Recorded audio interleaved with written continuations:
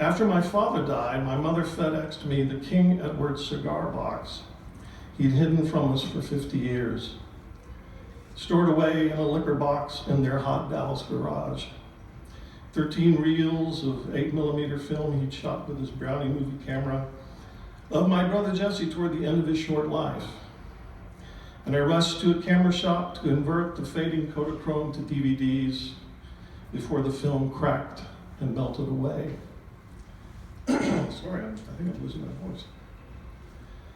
The Christmas Eve after our father died, Maddie and I flew to Dallas, and we gathered with our brother Nate around our mother on the sagging couch our father cursed from Texas A&M and Cowboys games.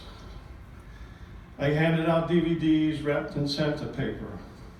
Then we all watched together in the dark.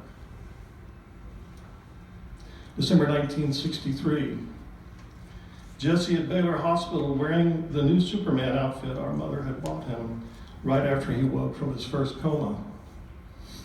A transfusion board taped to his bruised wrist, one eye black and swelling into his cheek as he shoots rubber darts at a nurse's face. January 1964. Jesse wearing his Superman suit at the house on Broken Arrow our father designed and built and then sold at a loss to pay medical bills. Jesse laughing and running around the living room, the cape scrolling out behind him, bright red. August 1964, Jesse wearing his Superman suit and a feathered headdress, frowning at the flashing cameras, his forearms bruised as old bananas as he holds up a toy bow and arrow set at the JC's benefit. July 1965, the awful green shuttered rental house our father moved us into on State Lane. Jesse in the Superman suit, riding his red tractor, ramming a hole in the hall's sheetrock wall. September 1965, Jesse in his Superman suit, standing on the roof, his chest out, his fists at his hips, his cape flapping in the wind like George Reeves on our Admiral black and white TV. October 1965, Jesse in his Superman suit, his neck swollen, his finger in his throbbing ear, our mother rocking him on the maroon lazy boy with cigarette burns on the arms. Last one. October 1965, Jesse in a Superman suit feeding the ducks the last time at White Rock Lake, our father's long shadow stretching out into yellow grass. I turned off the DVD player. Christ, that was cheerful, Nate said and flipped on the light. First thing he'd said all night. He'd never talked much. He'd done all right for himself, opening a mechanic shop in Plano, Texas, marrying a wary woman he'd met in AA. Dad showed all these home movies, I said. Then he refused to watch them. Refused to let us watch them. Punished us for watching them. It doesn't make any sense. You know how your father was, our mother said. How'd he get up there anyway? Who, Dad? She shielded her eyes in the light. Superman on the roof. Our father had been scooping leaves from the rain gutter as I held the ladder and Maddie held Jesse back by the cape, trying to keep him from climbing up. No, our father shouted down at Jesse. I said no. He held up something dripping black with mildew. Maddie's Chatty Cathy, where I had tossed it onto the roof months before. Maddie recognized the doll and punched me. Then we were both hitting and kicking, pulling each other's hair. Stop it, God damn it! Our father shouted, climbing down the ladder, reaching for his belt. He stopped and looked around. Where's Jesse? I glanced around, then up, and saw him, climbing up onto the roof, just standing there, puffing out his chest, his fists on his hips. Careful. Oh, excuse me. We couldn't remember how how our father had gotten the camera so fast. Careful, he told Jessie.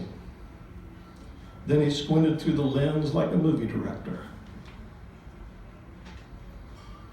Good thing you never told me, our mother said, leaving him up on the roof like that.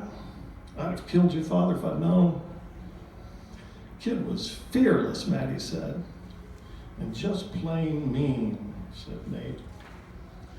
And God, that ratty old Superman suit, Maddie said. He refused to take it off, her mother said. I could only wash it when he was swimming or taking a bath or sleeping. And if he woke up while I was taking it off, he put up one hell of a fight. Faster than a speeding bullet, I said. More powerful than a locomotive, said Maddie. Leaps tall buildings in a single bound, Nate said, whooshing the whistling wind.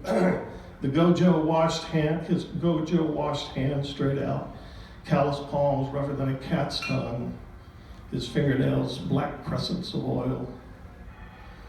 My mother stared ahead. Oh, excuse me, I keep skipping over stuff. What was it like, Maddie said, when he died? My mother stared ahead. I guess I can show you now. Moments later, she sat on the couch between us again and laid a flat cardboard box in her lap without opening it. The faded yellow cartoon balloon on the box read, just like Superman wears. Jesus, I said, you kept it. Why didn't you tell us? I was hiding it from your father. Sandy Meeks, Mom, the night nurse, had washed Jessie's body before her change of shift. Our mother explained, laying the superhero suit on our front porch early next morning wrapped in a white towel. Our mother had put the shirt unwashed inside its original box, wrapping it in her old wedding dress.